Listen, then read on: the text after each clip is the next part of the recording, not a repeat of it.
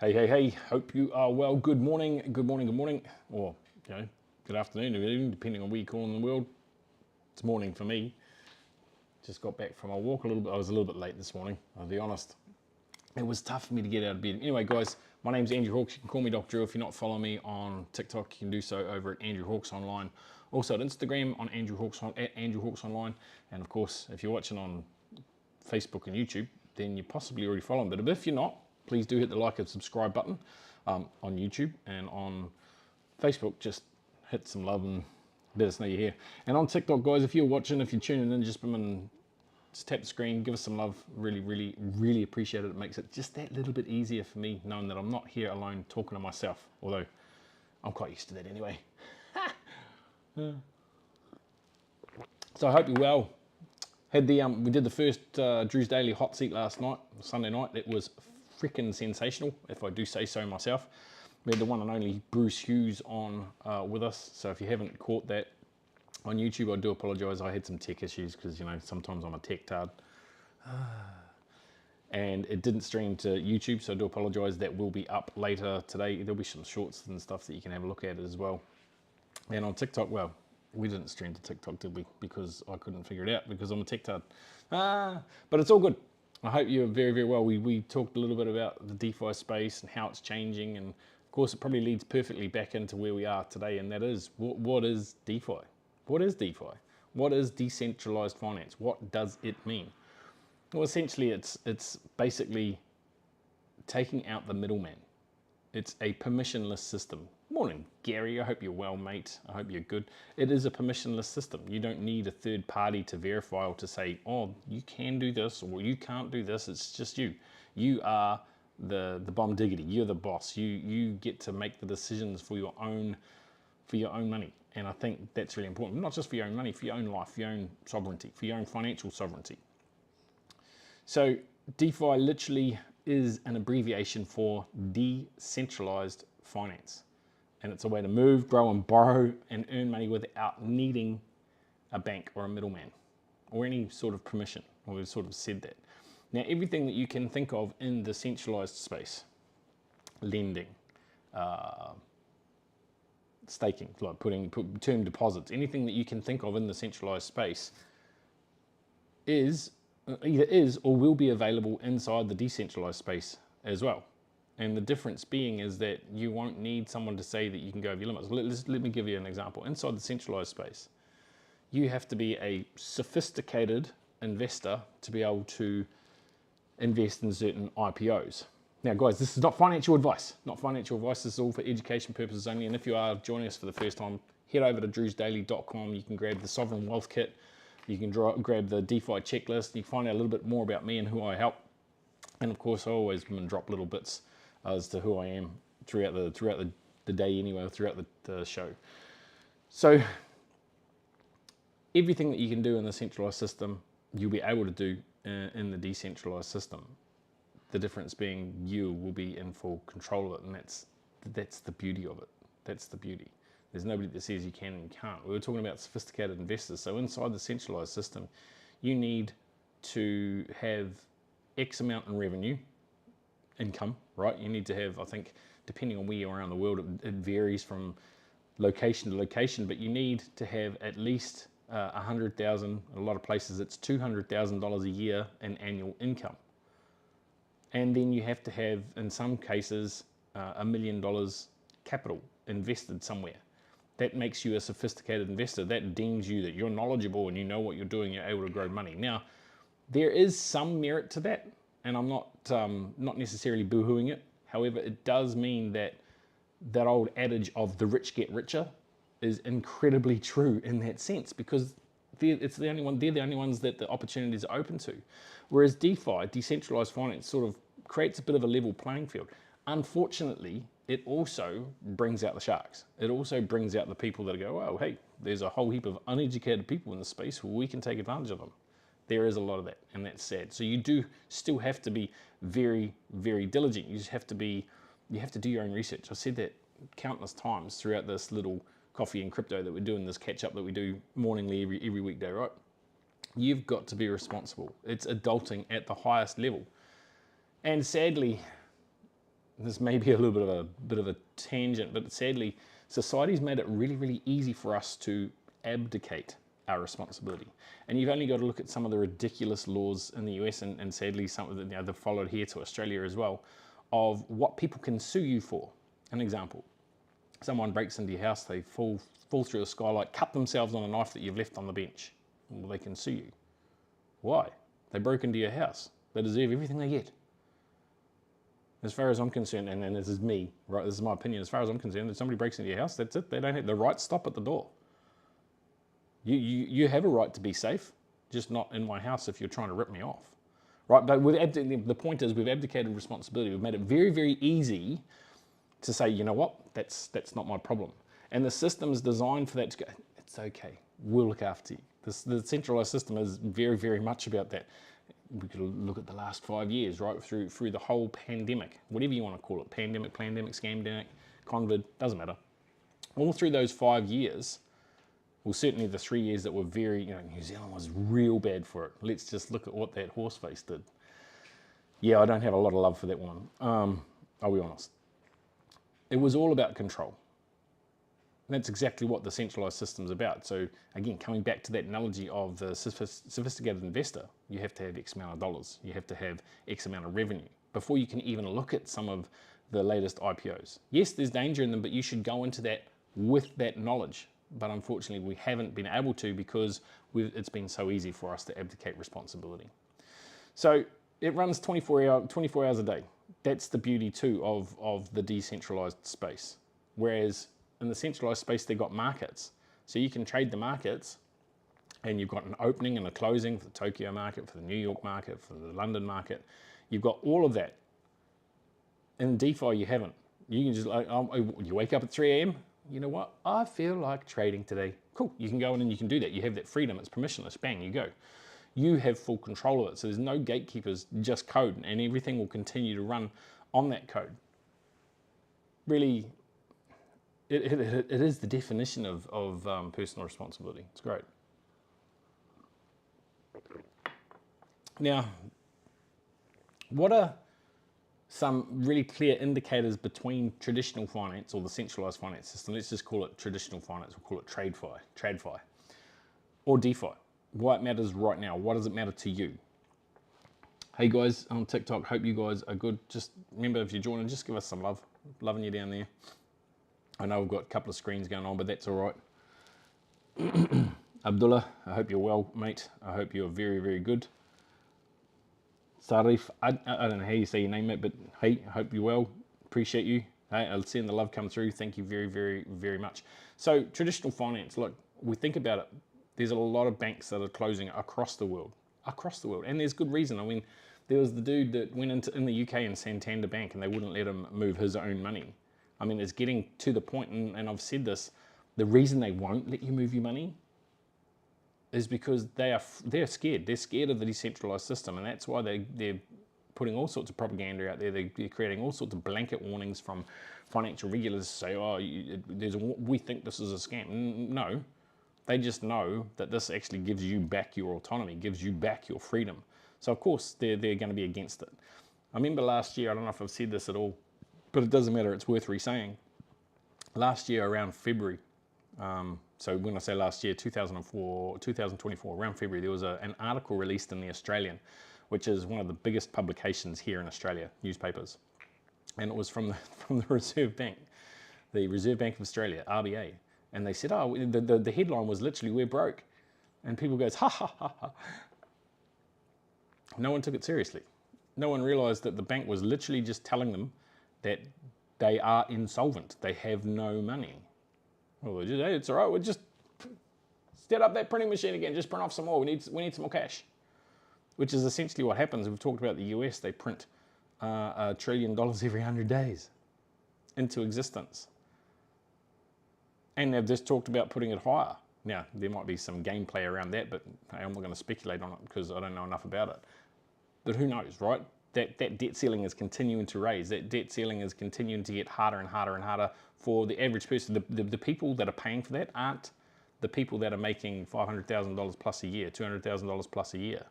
It isn't those people. It's the people that are barely able to pay their rent, barely able to put food on the table. So how do you escape it? Well, DeFi is how you escape it. So banks are closing across Queensland, across the UK, across the world, right? Branches are closing everywhere. Oh my God, it's number two son that's up earliest this morning. I can't believe it. Might have shit the bed. Shh. Kids. He's excited because we're heading to Japan on Thursday. Yo! So DeFi is always on. There's no bank needed. And again, somebody said the other day, yeah, but you still need a bank to get it out. Oh, no, you don't. no, you don't. I don't know if I showed you this on here or not. I'll show you anyway, even if I haven't. This here, it says it's got a B on it. It looks like the Bitcoin. This, well, I won't show you the back because that'll have my numbers on it. And you don't want to see those. Well, I don't want you to see those. This is literally a card that I can just put cryptocurrency on. It doesn't have to come out to the bank. It works exactly the same way. It's a Visa card. In fact, it's a Visa credit card. It's prepaid, but it's a credit card. So I don't need to go to the bank to get my money out and spend it. I can put that into a hole in the wall and withdraw cash if I choose to, via cash. So it's always available to me. I don't have to wait for the bank to open. I don't have to wait to go and talk to someone. I can trust in the protocol, and that is a big thing. You've got to do your research on it, but I can trust in the protocol that's going to work for me. And people go, yeah, but DeFi is not that safe. There's been a lot of breaches. Well, we'll get to that a little bit later. We'll get, particularly in the last 12, 18, 24 months, there's been a lot.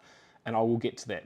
Hey, if you just joined us on TikTok, and give us some love. Join us there on, good morning, Ruben. Hope you're well. If you're on Facebook, then give us some love as well. I'd love to see those hearts come up. If you're just joining us here at drewsdaily.com, you can grab yourself the Sovereign Wealth Sovereign Wealth Kit. You can grab the DeFi checklist. We can connect. There's a WhatsApp number that you can get in touch with me on the checkout page. It's free. It's completely free to join. There is an opt-in. Be straight up with you there.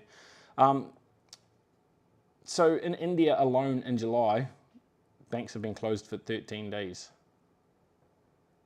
Just think about that for a second.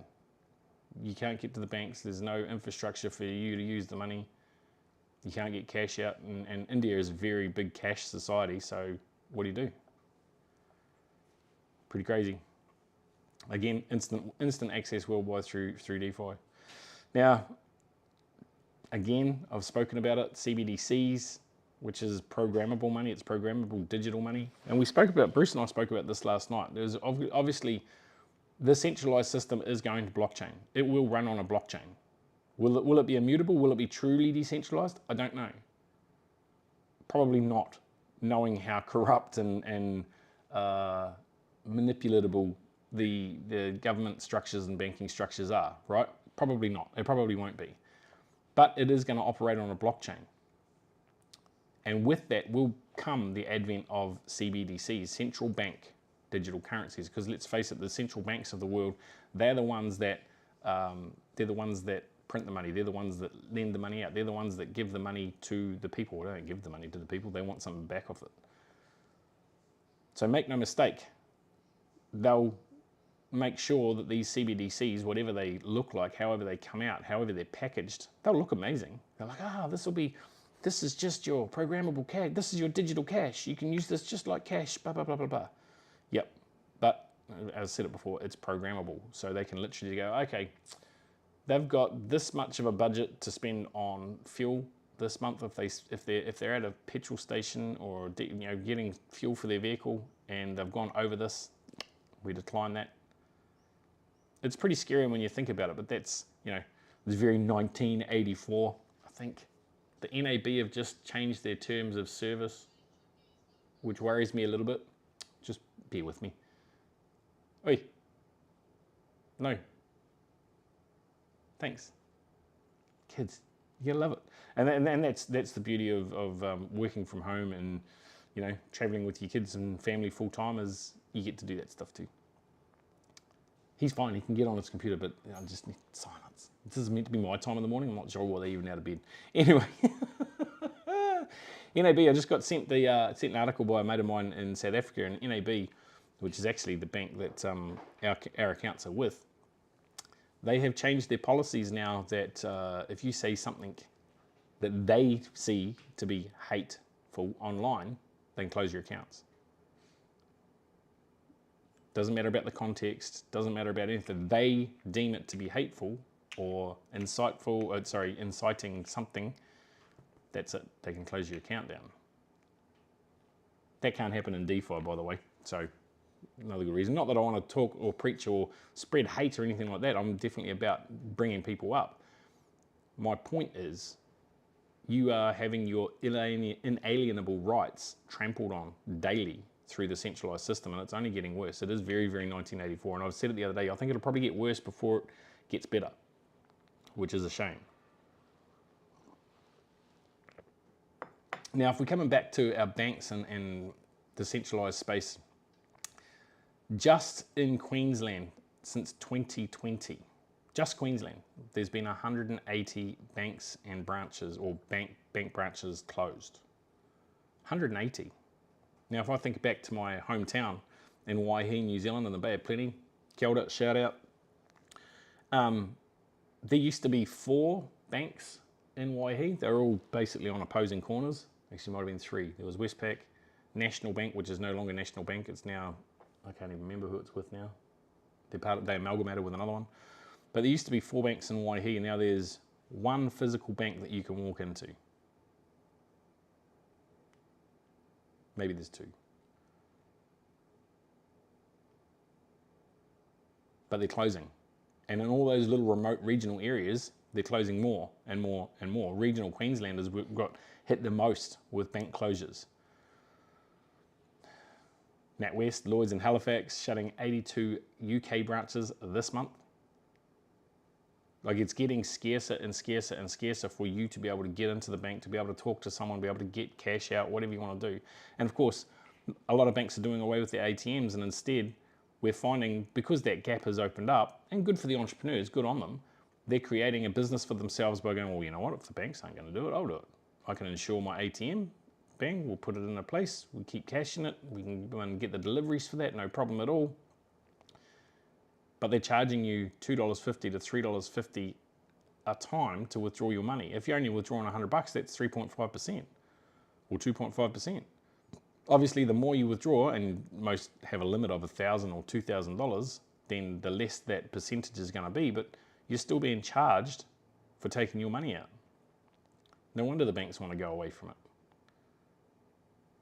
Because they realise, well, they can't compete. They don't want to compete in that market. They don't want people to have cash. They want people to be dependent on the banks. So it's getting tough. It's getting tough. Now, Russia is launching its CBDC this month in July. A full CBDC. So, we're going to get a preview to how that looks. And maybe Russia will be different.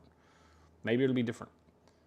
In India's digital rupee, had 122 million. It's up 334% in a year. So whether we like it or not, the centralized system is finding its place in the blockchain space too. But not necessarily in a completely decentralized way. So you still have choices right now. And Bruce and I spoke about this last night. There's windows closing. The door's closing. The gap is absolutely narrowing for you to be able to get from the centralized system into the decentralized system. And as I said, they're going to, for the creative people, there's always going to be a way that you're able to potentially escape that matrix, depending on how they shut it down and what that looks like. Of course, there's also the flip side of it. We've spoken about the banks closing. We've spoken about all of those sorts of things. But last year there was the Bybit exchange lost 1.5 billion in a cold wallet attack. And a cold wallet's meant to be safe. They are. However, you still need to be, like, there's, I don't have it right here with me, but Keystones and Alipal, they've got an air gap, right? So you literally, they're almost, they are inexploitable. They haven't been exploited yet. Touch wood. Somebody asked the question last night, well, what if is blockchain safe, or DeFi safe from quantum computing? Hey Mary, I hope you're well. Great to have you with us here on Facebook. And guys, if you are just joining us, head over to drewsdaily.com. You can grab your Sovereign Wealth Kit. You can grab the DeFi checklist. We can catch up, check in with each other. So I can't remember what I was saying about the wallets, because I said get out of Mary, but that's all right, because that's what this is about. It's raw, it's unscripted, it's exactly, it's coffee, it's crypto. Even though it's decaf, it's still bloody good. So this year, well, if it's this year, if it's since 2023, there's been about 3.5 billion in DeFi attacks and losses. You might go, holy shit, Drew, that's a lot of money. Yeah, it is. But it's still not as much has been lost in the traditional space. But none of that gets spoken about. None of that gets reported on because it doesn't fit the narrative. You know, would you feel the same way about the banking system if you knew that it lost 5 billion in the same time frame? Okay, it's not much more, but it's still more. I mean, a billion's a lot. A billion's 1,000 million. So would you still feel the same way about traditional finance if you knew that those breaches were happening day in, day out? You might go, oh yeah, but it's insured, Andrew. Is it? It's insured with taxpayer money, so you're still paying for it anyway. And that's if it gets paid. We've gone over that. You know, the banks now have the rights to claw back money out of your account if they're in the shit with an indefinite period to pay it back. You do have to look at what you're getting into in the DeFi space. You do have to look. But does it have its... They both have their pros and their cons. Pro for DeFi is that you're fully in control, but that could also be a con. That could also be a downside to you being fully in control. Because if you're fully in control, that means the buck stops with you. It doesn't mean, it means you don't get to blame anyone else. It means you don't get to go, oh, it's not fair that happened. I'll give you an example, and it happens to the best of us. I sent $2,500 to the correct wallet address. I can still see it sitting on the chain, but I sent it on the wrong chain. That was 3 months ago. You might go, oh, boo-hoo, Andrew, good for you. Yep, boo-hoo, good for me. It's fine, right? It's my mistake. I'm responsible for it. I'll live with it. I'll wear it. I'm not going crying to anyone. I'll keep touching base with the exchange that I sent it to. It's in there. It's their wallet address. I can see it sitting there on the chain. I know they haven't taken it and taken it away from me. That's the beauty of blockchain. It's all transparent. So it's still sitting there, and I'll still continue to check in and look. Maybe one day I'll get it back. Maybe I won't. But that's my mistake and my responsibility. And I got the lesson from it. Don't transfer money when you're very, very tired. Don't transfer money when you're very, very tired. So the breaches in traditional finance is still huge. As I've said, 5 billion in the same sort of time frame as the 3.5 through DeFi. But on top of that, DeFi are just numbers. DeFi is just numbers, right? But in traditional finance, in the centralized system, there's a whole heap of other data that's associated with it. It's your name. It's your likeness, it's your address, it's your IDs, it's your credentials. Everything that somebody could use to create a fake persona for you and go out and rack up shitloads of debt. Shit, I should have had that statistic on them in identity fraud. Because you can't get identity fraud in the DeFi space. It's just saying. But there was over 254 million records, data records leaked in the last year in traditional finance. Shit, there was a data hack a couple of weeks ago with 16 billion logins. Guarantee that you've had something compromised in that space. Go to I don't know how to spell it, but it's Pwned. I think it's Pwned or Phoned. No, Pwned. PNED.com, I think. PNED. I don't know. Look up Pwned and it'll tell you. You can put in your details and it'll tell you whether you've been part of those data breaches or not. So what does it mean for you? Well, if your money's frozen, censored or delayed, is it really yours? Do you really have the control over it? Remember, decentralized finance is about giving you back control of what you do with your money, the decisions you make with it. That's exactly what it's all about. That's what this conversation, this ongoing conversation that we're having each weekday is about. It's about you being in control. Again, if you want to get in full control, head over to drewsdaily.com, grab the Sovereign Wealth Kit, have a look at it. It might resonate with you, it might not. Shit, you might look at me now and go, I am not doing anything this dude says. Cool, good luck. I sincerely wish you the best. I hope you find the person or people that you need to help you move ahead.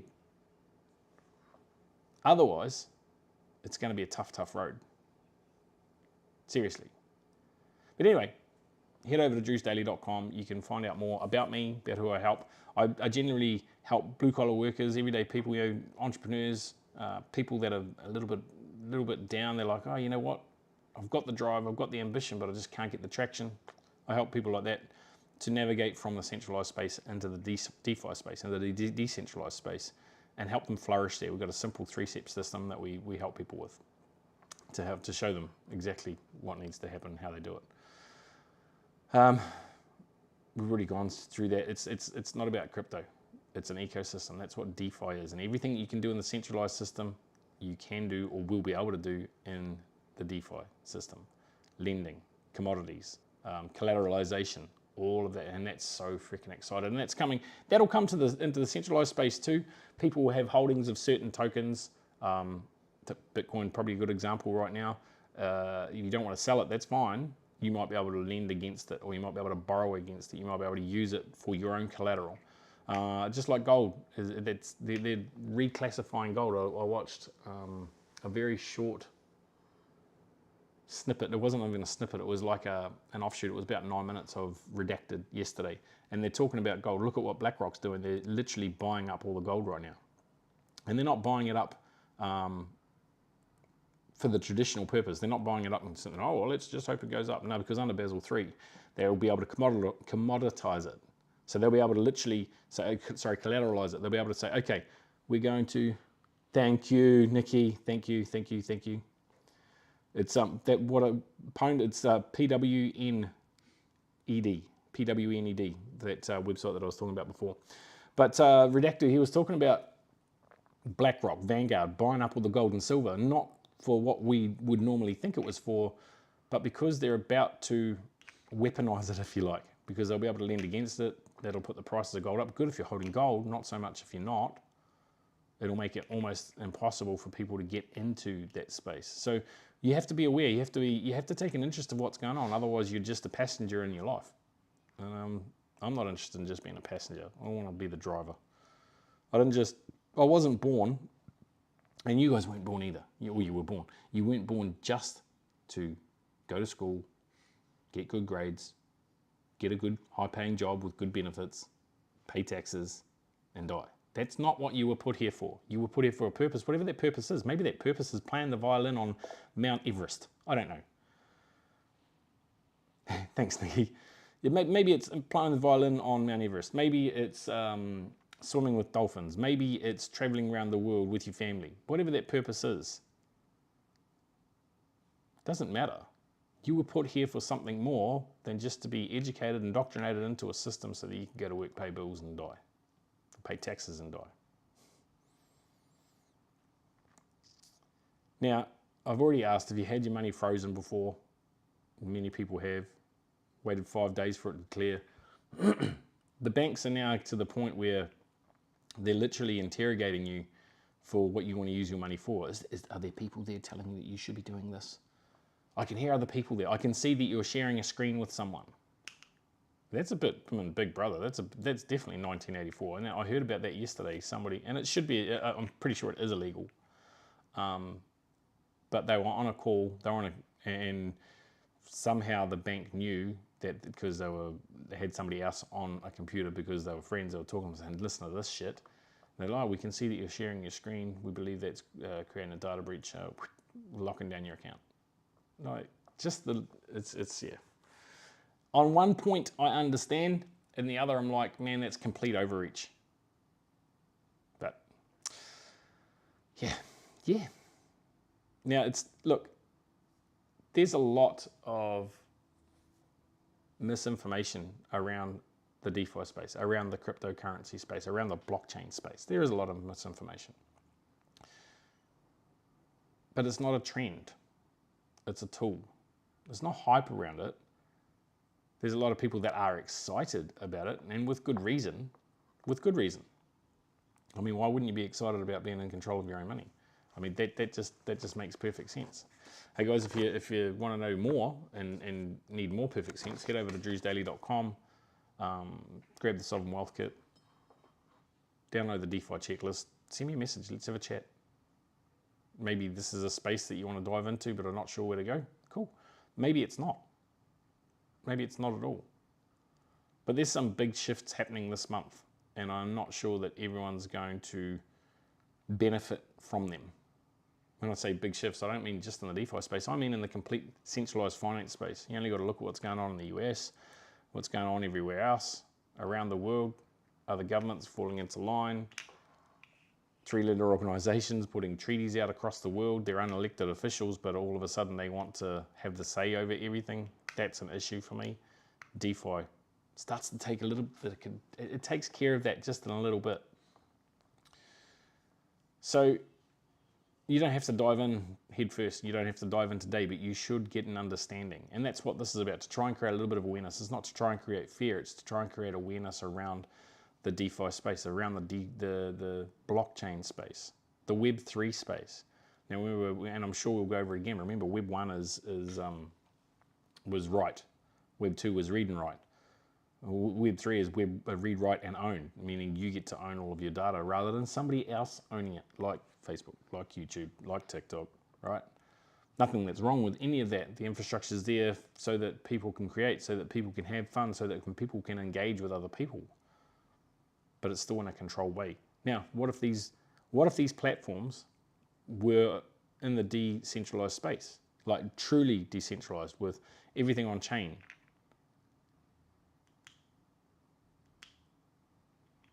They're already starting to exist in the likes of different metaverses. Now, I'm not talking about Facebook, that's called them, so changed their business name to Meta. I'm not talking about them per se. I'm talking about metaverses. Like if you've seen the movie Ready Player One, and they have the oasis where they all go, and of course it's set in the future, the world's gone to shit, and everyone wants to escape that reality by going into the oasis, which is beautiful.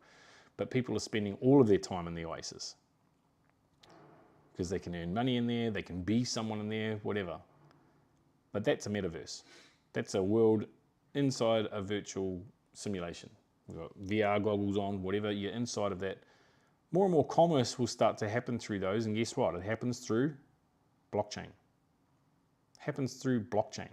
And if you go and watch Ready Player One, it's got a lot of cues in it as to what's coming in metaverses. And it's not coming, it's already here, it's already there. But you should get an understanding of what's coming and what is already available in the space. Because you don't know what you don't know. And there's still things that I learn on a daily basis. And as well we should, because the day you don't learn something is probably the day that they've been nailing that coffin shut and they're putting you 6 feet under. Money is absolutely changing. It's absolutely changing. And you can be at the front of it and you can be the master of it, or you can be the victim or its slave, right? You can be a victor or a victim. You can't be both. You can be the master of your money, or you can be the slave of it, or you will be the slave of it. That doesn't mean to say you have to know every little aspect. And that's something else that was shared last night. It was beautiful, is that you really only need to be 1 or 2 steps ahead of the people that you're empowering to bring up. In fact, it's probably in a lot of cases better that way, because information, technology, it outdates so quick. It outdates so quickly that if you're not ahead of it, then, what's the point? So I know this is going to be a short one today, guys. I know this is, it's a lot of information to take on. It is absolutely a lot of information to take on. But you don't have to know it all right now. But again, it's one of the reasons why I built that cheat sheet as well. Go and head over to drewsdaily.com. Opt in, grab the Sovereign Wealth Sheet or the DeFi checklist, whichever one. If you want both, then flick me a message and I'll send you the other one too. Just say, hey, if you got the Sovereign, say, hey, I've got the Sovereign, I need the DeFi. If you got the DeFi, hey, I've got the DeFi, send me the Sovereign. We might change that very soon so that they're both available there. But right now, that's what it is. And these past episodes will be available on there in the next week or so as well. But you got the power. You have the power to do what it is you want to do. It's that simple. You can take the power for yourself, or you can give the power away. Anyway, guys, as I said, it's going to be a short one today. We've got a little bit to organise because we are moving on. We leave here tomorrow. We head into WA for a couple of days, and then from WA we're on to Tokyo, Japan. Very exciting. First time to Japan, never been. So if you've got any recommendations of what we should do, where we should go, let us know. I would dare say that my wedding anniversary is coming up in 10 days. So I would say that we will be in Japan for our wedding anniversary, which will be, ironically, 17 years. Oy. On the 17th of July, 717 makes is very very prevalent in my life. Those numbers, 717, and of course 7 and 1 make an 8, and 8 is the money of number. Number of money of number. And maybe I should put caffeine in here. It's the number of money. So the fact that we're celebrating our 17th wedding anniversary in Japan, I don't think it's a coincidence. No, it wasn't planned. It just happened. Anyway, it's been great to be here with you guys. As always, you create everything in your life. Everything, the good, the bad, the ugly, the indifferent. You create it all. So while you're creating, you might as well create something freaking amazing. You have the power. You just got to believe in yourself. That's it. That's the only difference between those that have it and those that don't. So go out, create something amazing. Have a freaking awesome day, night, evening, depending on where you are. I will be back similar time tomorrow, the day after. I'm not sure, it'll probably be a little bit later because I don't think I'm going to be up at 3 a.m. Maybe I will, I don't know. But it's been great to be here with you. He kone rā. Goodbye. Ka kite anō. I'll see you again. And yeah, we'll be back tomorrow, guys. Take care. See ya.